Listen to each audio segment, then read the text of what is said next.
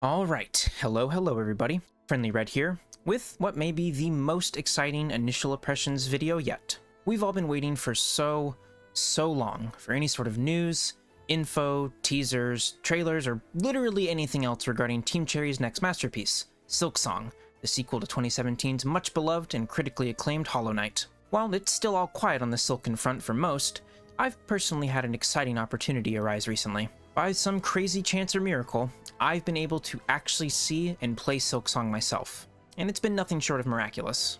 I'm a bit limited in what I can say and show about the game, but basically, my dad's brother's uncle's nephew's grandpa works at Nintendo, and his wife's boyfriend works at Team Cherry, which is how I was able to gain access to the game. Now, I'm pretty sure the build I've been able to test out is still an early one, so it's hard to know for sure just how much of what I've played will be present in the final version. Regardless, it's been insanely amazing being able to test out this frankly infamous game that I think we've all had doubts about as to whether or not it was actually real or releasing. However, my faith in the game, and Team Cherry as a whole, has been bolstered after playing it for myself, and again, while I am limited in what I can say and show, I've been given some leeway to work with, so I wanted to take just a little bit of time to discuss some of the amazing things I've encountered in the game so far. It feels pretty surreal to say this, but here it is.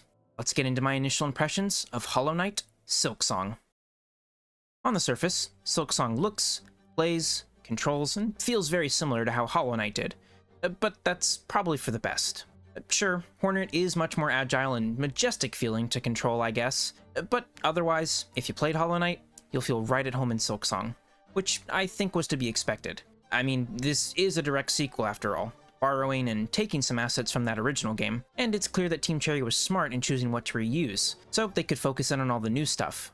And man, there's already been so much new stuff, it's actually kind of insane.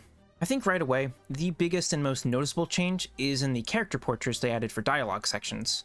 Now, I'm fully expecting lots of players to find them a little off-putting and out of place, as I felt that way after I saw them for the first time, but after I got further into the game and through more dialogue sections, they grew on me, and I appreciate them now for the extra presence they give in these sections. And somewhat related to dialogue segments are the sex scenes in the game.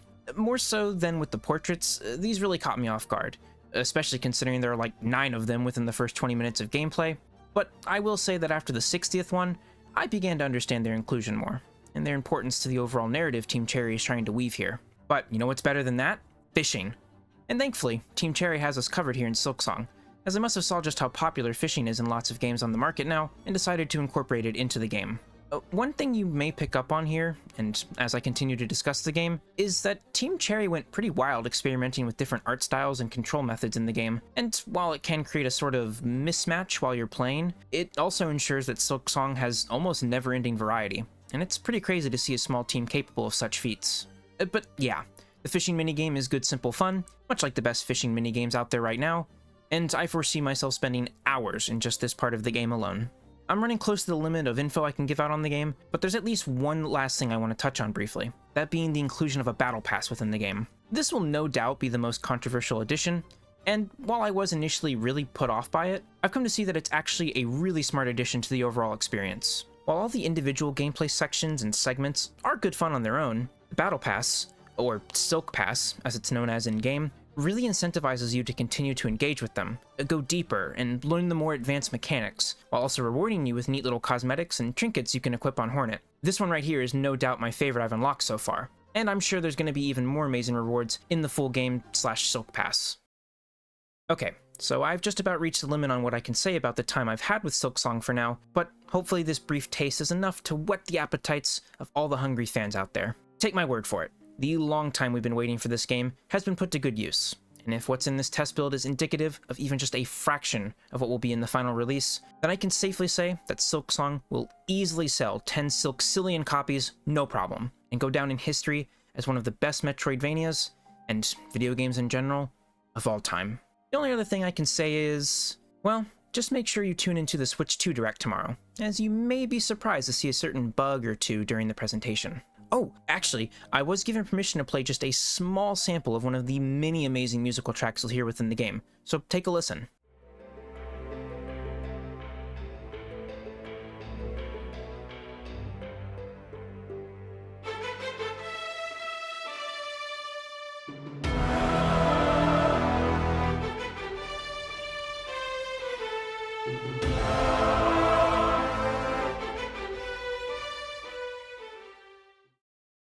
But, with all that being said, I think that'll do it for this video. If you made it to the end, I thank you for watching.